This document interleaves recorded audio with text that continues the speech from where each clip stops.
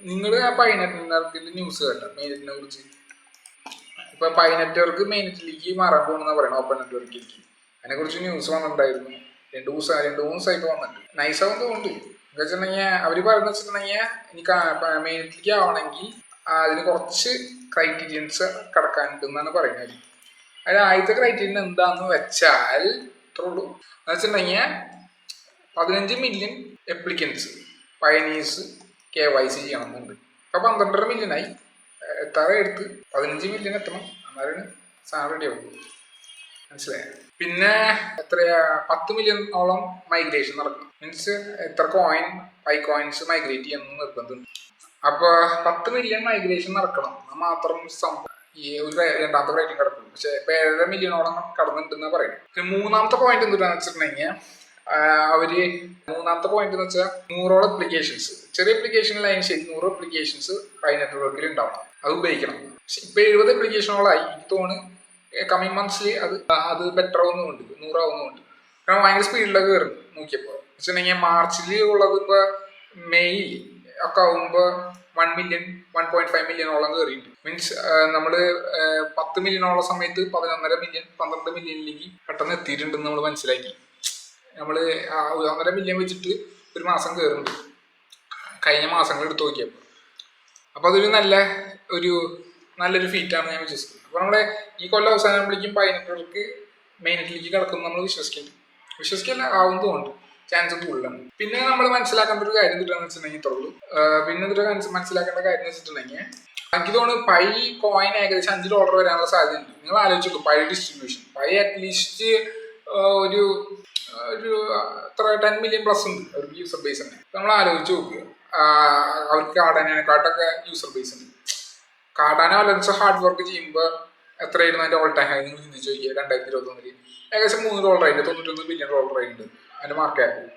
അത് നമുക്ക് പൈ എത്തുന്നു ഞാൻ പ്രതീക്ഷിക്കുന്നുണ്ട്. ഞാൻ പറയുന്നത് പ്രതീക്ഷിക്കുന്നുണ്ട് എനിക്ക് പൈ എത്തുന്നു. കാരണം വെച്ചിട്ടുണ്ടെങ്കിൽ അതിന് വലിയ ഡിസ്ട്രിബ്യൂഷൻ ഉണ്ട് കാർഡാനേക്കാട്ട്. അതുകൊണ്ട് അത് പെട്ടെന്ന് $100 ബില്യൺ എത്താം. പിന്നെ വേറെ കാരണം വെച്ചിട്ടുണ്ടെങ്കിൽ $5 ആവാണെന്ന് വെച്ചിട്ടുണ്ടെങ്കിൽ അതിന്റെ ടോട്ടൽ സർക്കുലേറ്റിംഗ് സപ്ലൈ 20 ബില്യൺ ആവാനുള്ള സാധ്യത ഉള്ളൂ മെയിൻലി ആന്ന് പറഞ്ഞു വെച്ചേക്കും. 20 ബില്യൺ വരത്തുള്ളൂ.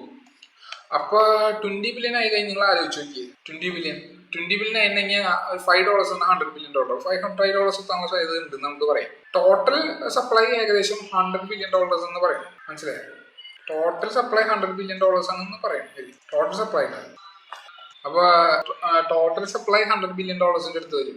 അപ്പൊ നമ്മള് മനസ്സിലാക്കണം എല്ലാതും റിലീസൊന്നും ചെയ്യില്ല. കുറെയൊക്കെ പൈ ടീം തന്നെ പിന്നെ അവരുടെ ഡെവലപ്പേഴ്സിന് ഇത്ര കോയിന് അങ്ങനെയൊക്കെ ആയിട്ടാണ് $100 ബില്യൺ വരുന്നത്. പക്ഷെ ബാക്കി 80% തോന്നുന്നത് എല്ലാവർക്കും കൂടിയിട്ടാണ് തോന്നുന്നുണ്ട്. മീൻസ് ഡെവലപ്പേഴ്സ് ഇതൊക്കെ കീഴിച്ചിട്ട് 20% എനിക്ക് മെയിൻ പ്രൊജക്ടിന്റെ ഉടമസ്ഥന്മാർക്ക് മെയിൻ ആൾക്കാർക്ക്. ബാക്കി 80% ഇങ്ങോട്ടാണ്. ഈ 80% ഇല്ല, അതിന്റെ കുറച്ച് ഭാഗമൊക്കെ ആണ് ഇവർക്ക് നമ്മുടെ പയനീസിന് പൊതുജനത്തിന്. $20 ബില്യൺ തന്നെ വരെ എത്തുള്ളൂ മെയിനിന്റെ ആ സമയത്ത്. അപ്പൊ ആ സമയം വെച്ച് നോക്കുകയാണെങ്കിൽ $5 എത്താനുള്ള സാധ്യതയുണ്ട്. അപ്പൊ ഈസി ആവറേജ് ഒരു വാലറ്റില് $1,000 വെച്ചിട്ടാണ് പറയുന്നത്. ആവറേജ് വാലറ്റിൽ അപ്പൊ $5,000 മൂല്യമുള്ള വാലറ്റുകൾ കാണാം ഏകദേശം. അത് പൊടിച്ചില്ലേ, വെറുതെ ഫ്രീ മണി കുറെ കിട്ടാനുള്ള സാധ്യത ഉണ്ട് ഇത് കാരണം. മനസ്സിലായോ? കണ്ടമാനം ഫ്രീ മണി കിട്ടും ഞാൻ വിശ്വസിക്കും. ഏകദേശം $5,000 കിട്ടാൻ ചാൻസ് ഉണ്ട് ഫ്രീ ആയിട്ട് കിട്ടാൻ. ഞാൻ പറഞ്ഞ ഫ്രീ ആയിട്ട് കിട്ടുന്ന മനസ്സിലായോ? അപ്പൊ നിങ്ങൾ ആലോചിച്ച് നോക്കിയേ, ഫ്രീ ആയിട്ട് കിട്ടും. ആരെങ്കിലും തരും അങ്ങനെ ഫ്രീ ആയിട്ട്? അങ്ങനെ കിട്ടാനുള്ള ഓപ്പർച്യൂണിറ്റി നിങ്ങൾ ആലോചിച്ചു. അതാണ് ഞാൻ പറയണമെന്ന് വെച്ചിട്ടുണ്ടെങ്കിൽ ഇത് അടിപൊളിയാണ്. മീൻസ് നേരത്തെ മൈൻഡ് ചെയ്ത ആൾക്കാരൊക്കെ സെറ്റായി എന്ന് പറയാന്ന് പറ്റില്ല, അത്രയധികം മൈൻഡ് ചെയ്യണം. ഏർലി മൂവേഴ്സ് ഭയങ്കര ഏർലി മൂവർ ആയിരിക്കണം. എന്നാലും ഒരു തുച്ഛ എമൗണ്ട് കിട്ടാനുള്ള സാധ്യത എന്തായാലും ഉണ്ട്. മനസ്സിലായി? പക്ഷെ മെയിനിന് ശേഷം അത് വീഴാനുള്ള സാധ്യത ഉണ്ട് നന്നായിട്ട്. മനസ്സിലായി? അത് നന്നായിട്ട് വീഴും. അത് കാരണം നേരത്തെ തന്നെ പ്രിപ്പയർ ചെയ്തിരിക്കുക. കൃത്യസമയത്തിന് വിറ്റിട്ട് നമ്മൾ കാശ് മാറ്റി സുഖമായിട്ട് ഇരിക്കുക. എല്ലാം വിൽക്കാൻ പറ്റില്ല. നമുക്ക് ഇത്ര അവർക്ക് മൈഗ്രേറ്റ് ചെയ്യാനുള്ള അവൈലബിലിറ്റി അനുസരിച്ചിട്ടാണ് എത്ര കോയിൻ നമുക്ക് മൈഗ്രേറ്റ് ചെയ്യാൻ പറ്റും, അതനുസരിച്ചിട്ടാണ് നമ്മൾ അത് മൈഗ്രേറ്റ് ചെയ്യപ്പെടാം. അപ്പൊ വലിയ സീൻ ഉണ്ടാവില്ല. ചെയ്തിരിക്കുക, സമയമാകുമ്പോൾ എടുത്ത് മാറ്റിയിട്ട് വിൽക്കുക. അതെ. പിന്നെ വേറെ ക്രിപ്റ്റോ കറൻസി ലോകത്തെ ഏറ്റവും വലിയ പ്രശ്നം എന്ന് വെച്ചിട്ടുണ്ടെങ്കിൽ ഇപ്പൊ താൽക്കാലികമായിട്ട് ഒരു ഏറ്റവും വലിയ പ്രശ്നം എന്ന് വെച്ചിട്ടുണ്ടെങ്കിൽ മൗണ്ട് ഗോഡ്സിന്റെ പ്രശ്നമുണ്ട്. മൗണ്ട് ഗോഡ്സിന്റെ പ്രശ്നം എന്ന് വെച്ചിട്ടുണ്ടെങ്കിൽ എന്താണെന്ന് വെച്ചിട്ടുണ്ടെങ്കിൽ ഈ മൗണ്ട് ഗോഡ്സ് 2014 ഡിഫറെന്റ് ആയിട്ടുള്ള ഒരു എക്സ്ചേഞ്ച് ആണ്. വെച്ചിട്ടുണ്ടെങ്കിൽ അവര് ആ 2010s ഈ മൗണ്ട് ഗോക്സ് ഹാക്ക് ചെയ്യപ്പെട്ടു. എന്നിട്ട് ഏകദേശം 950,000 ബിറ്റ് കോയിൻസ് ആണ് ഹാക്ക് ചെയ്യപ്പെട്ടത്. മീൻസ് അപ് ടു അത്ര ബിറ്റ് കോയിൻസ് ഹാക്ക് ചെയ്യപ്പെട്ടു എന്ന് പറയുന്നു. നമുക്കറിയില്ല കൃത്യ കണക്ക്. അപ്പൊ ഈ മൗണ്ട് ഗോക്സ് ഹാക്ക് ചെയ്യപ്പെട്ടപ്പോ ആകെ പോക്കടി ഇത് മൗണ്ട് ഗോക്സ്. അപ്പൊ മൗണ്ട് ഗോക്സ് ലിക്വിഡേറ്റ് ചെയ്തിട്ട് അതിൽ എത്രയാ 150,000 47,000 ബിറ്റ് കോയിൻ, $9 ബില്യൺ പുറത്ത് ബിറ്റ് കോയിൻ ആണ് ഇന്നത്തെ കാശ് വെച്ചിട്ടുണ്ട്. ടോട്ടൽ ഹാക്ക് $58 ബില്യൺ ആണ് ഇന്നത്തെ കാശ് വെച്ചിട്ട്. $9 ബില്യൺ ബിറ്റ് കോയിന് മൗണ്ട് ഗോക്സ് കൊടുത്തു. തിരിച്ചു കൊടുക്കാനിരിക്കുകയാണ് ബേസിക്കലി ആർക്ക്? 20,000 ക്രെഡിറ്റേഴ്സിന്. അപ്പൊ ഇത് 20,000 ക്രെഡിറ്റേഴ്സിന് കൊടുക്കാനുള്ള കാത്തിരിപ്പിലാണ്. അപ്പൊ ഇത് കൊടുക്കണതിന്റെ പേടിയാണ് ഇപ്പൊ മാർക്കറ്റിൽ കാണുന്നത്, മാർക്കറ്റ് സെന്റിമെന്റ്സ് ഇപ്പൊ നിലവിലുള്ളത്. മീൻസ് എന്നിട്ട് പറ്റുന്ന വെച്ചിട്ടുണ്ടെങ്കിൽ ഈ $9 ബില്യൺ ക്രെഡിറ്റേഴ്സിന് കൊടുത്ത ക്രെഡിറ്റേഴ്സ് കൊണ്ട് വിറ്റ് കഴിഞ്ഞിട്ടുണ്ടെങ്കിൽ അതിന്റെ മൂല്യം കുറയുമോ എന്നുള്ള പേടി ആണ് പേടി. ഇനി ക്രെഡിറ്റേഴ്സിനെ സംബന്ധിച്ച് ഇവർ ഭയങ്കര ലാഭമാണ്. എന്ന് വെച്ചിട്ടുണ്ടെങ്കിൽ അവര് തുച്ഛ കാശിനാണ് അത് അന്ന് വാങ്ങിയത്. ഇന്ന് അവർക്ക് അത് റീഡിസ്ട്രിബ്യൂട്ട് ചെയ്ത് കിട്ടിയ അവരുടെ കാശ് അവർക്ക് തിരിച്ച് കിട്ടിയ അവർ ബിറ്റ് കോയിനിൽ അല്ലെങ്കിൽ ബിറ്റ് കോയിൻ ക്യാഷിൽ കിട്ടും. ബിറ്റ് കോയിനിലാണെങ്കിൽ നിങ്ങൾ നോക്കി നോക്കും, അന്നൊക്കെ നക്കപ്പിച്ച കാശിന് അവർ വാങ്ങിയപ്പോ അവർക്ക് $58,000 ആണ് അവർക്ക് വെറുതെ കിട്ടുന്നത്. മനസ്സിലാക്കി. അപ്പൊ അവർക്ക് കാര്യങ്ങളൊക്കെ അടിപൊളി. പക്ഷെ അത് വിൽക്കുമെന്നുള്ള പേടി. വിൽപ്പന ഉണ്ടെങ്കിൽ നിങ്ങൾ ആലോചിച്ചു 10% വിറ്റാൽ വലിയ പ്രശ്നമില്ല. പക്ഷെ കൂടുതൽ വിൽപ്പന വന്ന പ്രശ്നം ഉണ്ടാവാൻ സാധ്യത. $9 ബില്യൺ 0.7% ആണ് ടോട്ടൽ വാല്യൂടെ ബിറ്റ് കോയിന്റെ. എന്നാലും വലിയ സീനൊന്നുമില്ല. പക്ഷെ ഈ കാരണവശാൽ ചെറിയൊരു പ്രശ്നം വന്നപ്പോൾ തന്നെ ആൾക്കാർ എല്ലാവരും സെല്ലിങ് പ്രഷർ തുടങ്ങി. ഏകദേശം $175 ബില്യൺ ആണ് മാർക്കറ്റിൽ നിന്ന് പോയത്. നിങ്ങൾ ആലോചിച്ചു, $175 ബില്യൺ. അതാണിപ്പോ ഏറ്റവും വലിയ പ്രശ്നം. $175 ബില്യൺ ആണ് ഇപ്പൊ നഷ്ടപ്പെട്ടത്. അപ്പൊ ഇത് കാരണം പാനിക് വന്നിട്ടാണ് ഈ 60K ഡൗൺ ആയിട്ട് 56K മാറിയത്. ഈ മൗണ്ട് ഗോക്സ് പിന്നെ ഒറ്റയടിക്കൊന്നും കൊടുക്കില്ല, ഈ വരുന്ന മാസത്തിൽ പതുക്കെ കൊടുക്കുന്നാണ് പറയാം. വലിയ സീൻ ഉണ്ടാവില്ല, കുഷൻ ചെയ്യാനുള്ള സാധ്യത ഉണ്ട്. അനുസരിച്ച് ഡിമാൻഡ് കീപ്പ് അപ്പ് ചെയ്യാൻ. അതെ. പിന്നെ വേറൊരു പ്രശ്നം എന്ന് വെച്ചിട്ടുണ്ടെങ്കിൽ എന്താണെന്ന് വെച്ചിട്ടുണ്ടെങ്കിൽ ജൂലൈ മാസത്തിൽ വരാൻ പോകുന്ന പ്രശ്നങ്ങളാണ്. കാരണം വെച്ചിട്ടുണ്ടെങ്കിൽ ജൂലൈ മാസത്തിൽ ഏകദേശം 40% അൺലോക്ക് ഷെഡ്യൂൾ നടത്തുന്നുണ്ട്. വെച്ചിട്ടുണ്ടെങ്കിൽ അവരവരുടെ കോയിൻസിൽ അൺലോക്ക് ചെയ്യാൻ പോകുന്നുണ്ട്. അപ്പോൾ ഈ അൺലോക്കിൽ എന്ന് വെച്ചിട്ടുണ്ടെങ്കിൽ ഇത്ര നിശ്ചിത സമയം കഴിഞ്ഞിട്ടുണ്ടെങ്കിൽ അവർക്ക് ഇൻവെസ്റ്റേഴ്സിന് കുറച്ച് കോയിൻസ് ഡിസ്ട്രിബ്യൂട്ട് ചെയ്ത് കൊടുക്കും, അല്ലെങ്കിൽ ഡെവലപ്പേഴ്സിന് ആവശ്യം വരും. അങ്ങനെ എന്താ കാരണം ഇത് ചെയ്യുന്ന വെച്ചിട്ടുണ്ടെങ്കിൽ അവർ വിറ്റ് പോകാണ്ടിരിക്കാം ഡെവലപ്പേഴ്സ്. മനസ്സിലായി? അപ്പോൾ അവരെ പണി ചെയ്യാൻ വേണ്ടിയിട്ട്. പക്ഷെ നിങ്ങൾ കാര്യം മനസ്സിലാക്കണം, ഇത് ഈ മാസങ്ങളിൽ കാണാൻ പറ്റും, ജൂലൈ മാസത്തിൽ. അത് കണ്ടമാനം സപ്ലൈ മീൻസ് മാർക്കറ്റിലേക്ക് വരാൻ സാധ്യതയുണ്ട്, കോയിൻസ് സർക്കുലേഷനിൽ വരാൻ സാധ്യതയുണ്ട്. അതുകൊണ്ട് മാർക്കറ്റിന്റെ ഡിമാൻഡ് കുറയാൻ ജൂലൈ മാസത്തിൽ എല്ലാ സാധ്യതയും കാണുന്നുണ്ട്. നിങ്ങൾ ആലോചിച്ചു 40 പ്രൊജക്ട് എന്ന് പറഞ്ഞിട്ടുണ്ടെങ്കിൽ ഇതൊക്കെ ഉണ്ട്, ആർബിട്രം അങ്ങനത്തെ പ്രൊജക്റ്റുകളൊക്കെയാണ് വരുന്നത്. നിങ്ങൾ ആർബിട്രത്തിൽ ഇൻവെസ്റ്റ് ചെയ്യണമെങ്കിൽ കാശ് എടുത്ത് മാറ്റി വയ്ക്കുന്നതാണ് ബുദ്ധി ഞാൻ പറഞ്ഞു. പിന്നെ സൊളാന തന്നെ $10 ബില്യൺ വെറുത്ത് സൊളാന ഡെയിലി അവർ ഇൻഫ്ലേറ്റ് ചെയ്യുന്നുണ്ട്. സപ്ലൈനനുസരിച്ച് ഡിമാൻഡ് കീപ്പ് അപ്പ് ചെയ്യാൻ പറ്റണമെങ്കിൽ അത് ഓബിയസ്ലി അത് മൂല്യം കുറയും. കാരണം ഇപ്പൊ ഡിമാൻഡ് കീപ്പ് അപ്പ് ചെയ്യാനുള്ള സാധ്യത വളരെ കുറവാണ് എന്ന് വെച്ചിട്ടുണ്ടെങ്കിൽ ഈ വക കാരണങ്ങൾ കാരണം. അപ്പൊ നിങ്ങൾ സൊളാന എന്നുള്ള കാശ് മാറ്റി വല്ല സ്റ്റേബിൾ കോയിനിക്ക് മാറ്റി വെക്കുന്നതാണ് ബുദ്ധി എന്ന് ഞാൻ പറയുന്നുള്ളൂ. മനസ്സിലായോ? അപ്പൊ പിടികിട്ടിയ ബുദ്ധി എന്ന് ഞാൻ പറയുന്നുള്ളൂ. കാരണം വെച്ചിട്ടുണ്ടെങ്കിൽ സൊളാനോയിൽ ഇപ്പൊ കാണുന്ന വെച്ചിട്ടുണ്ടെങ്കിൽ സൊളാന ഇങ്ങനെ ഇൻഫ്ലേറ്റ് ചെയ്ത് കൊണ്ടുവന്നിട്ടുണ്ടെങ്കിൽ അതിനനുസരിച്ച് കാശ് അതിനനുസരിച്ച് കൂടുതൽ ആൾക്കാർ വാങ്ങാനില്ലെങ്കിൽ അതിന്റെ കാശ് താഴ്ന്നു പോകും. പക്ഷെ ഇപ്പൊ അങ്ങനത്തെ ഒരു അന്തരീക്ഷമല്ല, കൂടുതൽ ആൾക്കാർ വാങ്ങണതിന്റെ അന്തരീക്ഷമല്ല. ഗ്രീഡ് ഇൻഡെക്സിലല്ലല്ലോ ഇപ്പൊ നിൽക്കുന്നത്. ഇപ്പൊ ഗ്രീഡില്ല, പിന്നോട്ട് പോയി. ആൾക്കാർ കുറച്ചുകൂടി കൺസർവേറ്റീവ് ആയി തുടങ്ങി. അപ്പൊ സൊളാന മാറ്റി വയ്ക്കുന്നതാണ് നല്ലത് ജൂലൈ മാസം വരെ. പിന്നെ അത് റീബൗണ്ട് ചെയ്യാൻ ചാൻസ് ഉണ്ട്. പിന്നെ ഡിമാൻഡ് കൂടിക്കൊണ്ടിരിക്കുന്നു. ബേസിക്കലി ഇപ്പൊ എല്ലാതരം നെറേറ്റീവ് ഉണ്ട് ഡിമാൻഡ് കൂടാൻ വെച്ചിട്ടുണ്ടെങ്കിൽ. ഇപ്പൊ ETF നമ്മൾ വെയിറ്റ് ചെയ്യുന്നു, അങ്ങനത്തെ കുറെ കാര്യങ്ങളിലൊക്കെ ഇതിൽ കൂടുതൽ ലിക്വിഡിറ്റി വരാനുള്ള സാധ്യത കൂടുതലുണ്ട്. പിന്നെ മെയിൻ സ്ട്രീമായി ഇനി കൂടുതൽ അപ്ലിക്കേഷൻസ് നമ്മൾ കാണുന്നു ഈ ക്രിപ്റ്റോ കറൻസിയിലെ അല്ലെങ്കിൽ അതിന്റെ അണ്ടർലൈൻ ടെക്നോളജിയിലെ. അപ്പൊ ഇപ്പൊ തൽക്കാലത്തേക്ക് ഈ ജൂലൈ മാസത്തിന്റെ കാര്യം പറയുന്നത് കുറച്ച് പ്രസക്തമായ മാസമാണ്. മനസ്സിലായോ? പിന്നെ വേറൊരു പ്രശ്നം എന്ന് വെച്ചിട്ടുണ്ടെങ്കിൽ കുറെ വെഞ്ചർ ക്യാപിറ്റലിസ്റ്റുകളുണ്ട്. അവർ ജൂലൈ മാസം പിന്നെ അവർ കഴിഞ്ഞ കൊല്ലം 2023 വാങ്ങി വെച്ച ആൾക്കാരാണ്. വെഞ്ചർ ക്യാപിറ്റൽസ് കണ്ടമാനം വാങ്ങി വെച്ചിട്ടുണ്ട്. അതിന്റെ പ്രോഫിറ്റ്സ് അവർ പിടിക്കും ജൂലൈ മാസത്തിൽ. ഇപ്പൊ നല്ല മാസത്തിൽ ഹോട്ടൽ ചെയ്യാം. മനസ്സിലാക്കുക വെച്ചിട്ടുണ്ടെങ്കിൽ ഇപ്പൊ ഹോട്ടൽ ചെയ്യുകയാണെങ്കിൽ പ്രൈസ് ഡൗൺ ആവും ഈ VC-കാര് അവര് വിറ്റ് കഴിഞ്ഞിട്ടുണ്ടെങ്കിൽ. അപ്പൊ നിങ്ങൾ അതും കൂടി ആലോചിക്കുക, കിട്ടിയ. അതെ. അപ്പൊ ജൂലൈ മാസം കഴിഞ്ഞിട്ട് ഓഗസ്റ്റ് മാസം തൊട്ടിട്ടാണ് നമ്മുടെ കളി പിന്നെയും തുടങ്ങുക. ഓഗസ്റ്റ് സെപ്റ്റംബർ മാസത്തിൽ അവിടെ വെച്ചിട്ടാണ് നമുക്ക് ശരിക്കുള്ള റീബൗണ്ട് ഫീൽ ചെയ്യാൻ പറ്റുക. അതുവരെ നമുക്ക് ഒന്നും പ്രതീക്ഷിക്കണ്ട. മനസ്സിലായോ? ഒന്നും പ്രതീക്ഷിക്കണ്ട. ഇതൊക്കെ ഒന്ന് പുഷൻ ചെയ്ത് കഴിഞ്ഞിട്ടാണ് ഈ എഫക്റ്റുകളൊക്കെ. പിന്നെ ഇത് വേറെ പ്രശ്നം എന്ന് വെച്ചിട്ടുണ്ടെങ്കിൽ ജർമ്മൻ ഗവൺമെന്റിൽ പശക്ക് ആയിരിക്കുന്നുണ്ട്.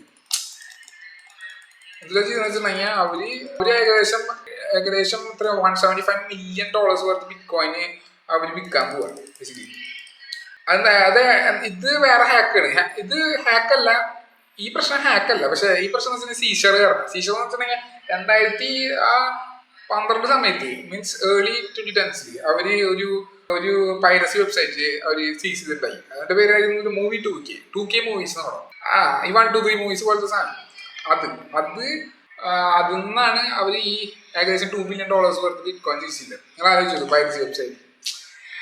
അപ്പൊ അതിൽ നിന്ന് $175 million വിൽക്കാൻ പോകും, റിലീസ് ചെയ്യാൻ പോകും. പക്ഷെ ഇത് പ്രശ്നത്തിലോ ജർമ്മൻ ഗവൺമെന്റ് ചെയ്തില്ല. മീൻസ് അതില് കുറെ എതിർപ്പുണ്ട്. അവരുടെ പാർലമെന്റിൽ തന്നെ ഒരു MP ഇതിനെ എതിർക്കുന്നുണ്ട്. ഇങ്ങനെ ചെയ്യാൻ പാടില്ല, നമ്മള് അത് എടുത്തു വെക്കണം, മീൻസ് ഒരു ആസറ്റ് ആയിട്ട് എടുത്തു വെക്കണം എന്നാണ് അവർ പറയുന്നത്. ഇതൊരു പാനിക് ഉണ്ടാക്കുന്നുണ്ട് മാർക്കറ്റിൽ. കാരണം വെച്ചിട്ടുണ്ടെങ്കിൽ ഇത് വിറ്റ് കഴിഞ്ഞിട്ടുണ്ടെങ്കിൽ വലിയ ഡൈലൂഷൻ വരാനുള്ള സാധ്യത ഇല്ല എന്നാണ് പറയുന്നത്. പക്ഷെ ഇതൊക്കെ തുച്ഛ എമൗണ്ടുകളാണ്. 9 billion, $58 billion വലുതാ, പക്ഷെ അത്ര കിട്ടിയില്ല ലിക്വിഡേഷനിൽ. പക്ഷെ ഇതൊക്കെ ചെറിയ എമൗണ്ട് ആണ്, ഇനി വലിയ സീൻ ഉണ്ടാവില്ല. ഇതൊക്കെ മറന്നു പോണ കാര്യങ്ങളുള്ളൂ. കുറച്ച് കഴിഞ്ഞിട്ടുണ്ടെങ്കിൽ ആൾക്കാർ വീണ്ടും ബിറ്റ്കോയിൻ വാങ്ങി വയ്ക്കാൻ തുടങ്ങും. അപ്പൊ വീണ്ടും 65K 70Kയിലേക്ക് എത്താനുള്ള സാധ്യത വളരെയധികം കൂടുതലായിരിക്കും. മനസ്സിലായോ?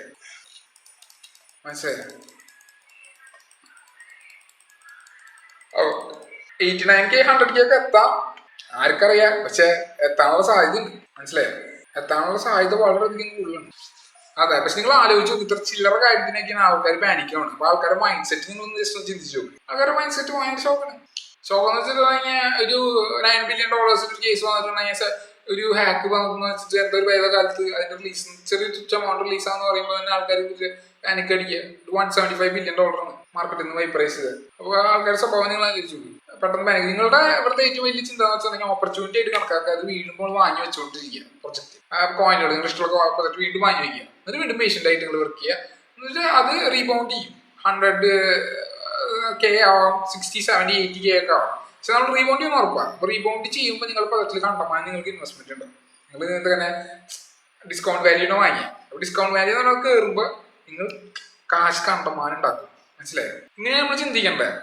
ഇപ്പൊ നിലവിലുള്ള മാർക്കറ്റ് പിന്നാലെ ഓടിക്കഴിഞ്ഞിട്ട് കാര്യമില്ല, പാനിക് അടിച്ചിട്ട് കാര്യമില്ല. ഇതൊക്കെ വെറും അനിശ്ചയാണ്, ഇംപെർമനന്റ് ആണ്. ജീവകാലം മുഴുവൻ ഓടാൻ പോണത്തെ കാര്യം നല്ലത് ജസ്റ്റ് മനസ്സിലാക്കുക. അനിശ്ചയാണത്. അപ്പൊ നമ്മള് ബാലൻസ് ആയിട്ടിരിക്കുക, ഗെയിമൊക്കെ കളിച്ചിരിക്കുക, എന്നിട്ട് വരണ സമയത്ത് വരട്ടെ എന്ന് വെക്കുക. അല്ലാണ്ട് ഇപ്പൊ എന്ത് ചെയ്യാ? വിജയിക്കുന്ന ഉറപ്പാണ് ബേസിക്കലി. പക്ഷെ ജൂലൈ മാസം നല്ലല്ലോ, ഓഗസ്റ്റ് സെപ്റ്റംബർ മാസം തൊട്ട് തുടങ്ങിക്കോ കുറച്ച് റീബൗണ്ട്. പിന്നെ ETF അപ്രൂവൽ വരുന്നുണ്ട്, പല ഇപ്പോൾ ETF നോക്കുന്നുണ്ട്. അപ്പൊ അതൊക്കെ ആയി അപ്രൂവലായി കൂടുതൽ പ്രൊജക്റ്റുകൾ കൂടുതൽ യൂസ് കേസസ് കൊണ്ടുവരുമ്പോൾ പ്രൊജക്റ്റ് വിജയിക്കും. മീൻസ് വീണ്ടും മാർക്കറ്റ് വലുതാവും, വീർക്കും, അടിപൊളിയാവും ബേസിക്കലി. മനസ്സിലായോ? പിന്നെ ബിറ്റ്കോയിന് ഇപ്പൊ താൽക്കാലികമായി. പിന്നെ ഒരു കാര്യമുണ്ട്, ഇപ്പൊ അടുത്ത് പീറ്റർ തേൽ പറഞ്ഞിട്ടുണ്ടായിരുന്നു. എന്താണെന്ന് വെച്ചിട്ടുണ്ടെങ്കിൽ ബിറ്റ്കോയിനെ കൊണ്ട് വലിയ ഉപകാരമൊന്നുമില്ല. മീൻസ് ബിറ്റ്കോയിനെ മറ്റേ ടെക്നോനാർക്കി അല്ലെങ്കിൽ അനാർക്കി പോലത്തെ സാധനം കൊണ്ടിരുന്നൊക്കെയാണ് പറഞ്ഞത്. പക്ഷെ അത് കൊണ്ടുവരാനുള്ള കേപ്പബിലിറ്റി ബിറ്റ്കോയിനിൽ ചെയ്യുന്നത്. കാരണം FBI ഒക്കെ പറയുന്നത് ബിറ്റ്കോയിനിൽ തന്നെ ഓടിപ്പിച്ചാൽ മതി. കാരണം ബിറ്റ്കോയിൻ പബ്ലിക് ലെജറാണ്, ട്രേസ് ചെയ്യാൻ പറ്റുന്നത്. മറ്റേ കാശാണെങ്കിൽ കുറച്ച് ബുദ്ധിമുട്ടായിരുന്നു. അപ്പൊ ബിറ്റ്കോയിൻ ഭയങ്കര ട്രാൻസ്പാരന്റ് ആണ്. കാരണം ഈ തേലിനൊക്കെ അത്ര ഹോപ്പില്ല എന്നാണ് പറയുന്നത് ബിറ്റ്കോയിനെ കുറിച്ച്. അവൻ ഗുമ്മില്ലാന്ന്, ആ ഗുമ്മ് ഇല്ലാന്ന്. മനസ്സിലായ? ആ ഗുമ്മ് കാണിച്ചേട്ടാ ഇല്ല, കണ്ട ആ ഗുമ്മ് ഇല്ല, ആ ഗുമ്മില്ലാന്ന് മനസ്സിലായ? അപ്പൊ ഇവിടെ പ്രശ്നം വരുന്നത് ഇതാണ്. അപ്പൊ ബിറ്റ്കോയിന് പണ്ടത്തെ ഗുമ്മില്ലാന്നാണ് പറയണേ ടെക്നോളജി പരമായി. പക്ഷെ മൊണേറ പോലത്തെ യൂസ് കേസ് ഇല്ലാന്നാണ് പറയുന്നത്. എന്നാലും അതിനൊരു അപ്ലിക്കേഷൻ കാണാം ഭാവിയിൽ, ഒരു പ്രത്യേക അപ്ലിക്കേഷൻ നമ്മൾ പ്രതീക്ഷിക്കുന്നത്. അതിനല്ലെങ്കിൽ വേറെ കുറെ പ്രൊജക്റ്റുകൾക്ക് അതാണല്ലോ നമ്മൾ ചെയ്യേണ്ടത്, കണ്ടെത്തേണ്ടത്. അതിൽ ഇൻവെസ്റ്റ് ചെയ്യുക, എന്നിട്ട് മിണ്ടാണ്ടിരിക്കുക. പേഷ്യൻസ് ആണ് ഇവിടെ കയ്യിൽ കാര്യം. പിന്നെ അഗ്രസീവ് ആണ് വിൽക്കുമ്പോൾ ഓൾ ടൈം നമ്മൾ ഇത്തിരി പ്രോഫിറ്റ്സ് ഒക്കെ എടുത്തോളാം. എന്ന് വെച്ചാൽ നമ്മൾ വെയിറ്റ് ചെയ്യാന്നിട്ടുണ്ടെങ്കിൽ നമുക്ക് ഒന്നും കിട്ടില്ല എന്നുള്ളതാ ഒരവസ്ഥയും. പക്ഷെ ചിലതൊക്കെ നമ്മൾ വെയിറ്റ് ചെയ്യണം, എന്നിട്ട് ഒരു നല്ല നിലയിലെത്തുമ്പോൾ നമ്മളത് വിൽക്കുക. പക്ഷെ ചില പ്രൊജക്റ്റ് നമുക്ക് വിശ്വാസമുണ്ട് അത് ഒരു നിലയിലെത്തുന്നു, അപ്പൊ നമ്മൾ വിൽക്കുക. അത്രേ ഉള്ളൂ. നമ്മൾ വല്ലാണ്ട് ചിന്തിക്കണ്ട, ആ സമയമാകുമ്പോൾ വിൽക്കുക. മനസ്സിലായോ? അത്രേ ഉള്ളൂ. അതാണ് എനിക്ക് ഈ വീഡിയോയിൽ പറയാം. നിങ്ങൾക്ക് ഇഷ്ടമായാൽ സബ്സ്ക്രൈബ് ചെയ്യാം, ലൈക്ക് അടിക്കാം, കമന്റ് ചെയ്യാം. മനസ്സിലായി? Thank you. Have A nice day.